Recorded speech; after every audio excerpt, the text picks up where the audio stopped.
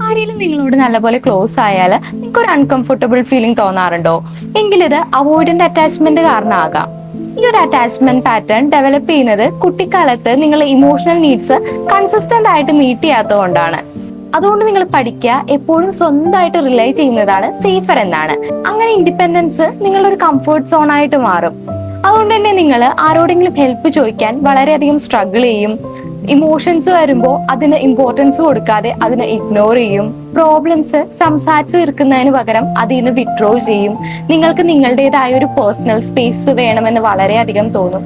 And relationships deeper ആകുമ്പോൾ നിങ്ങൾ അതിൽ നിന്ന് പതിയെ പുള്ളവേ ചെയ്യും. ബേസിക്കലി നിങ്ങൾ കെയർ ചെയ്യാത്തതുകൊണ്ടല്ല, മറിച്ച് ഈ ഒരു കമ്മിറ്റ്മെന്റ് സഫക്കേറ്റിംഗ് ആയിട്ട് തോന്നുന്നതുകൊണ്ടാണ്.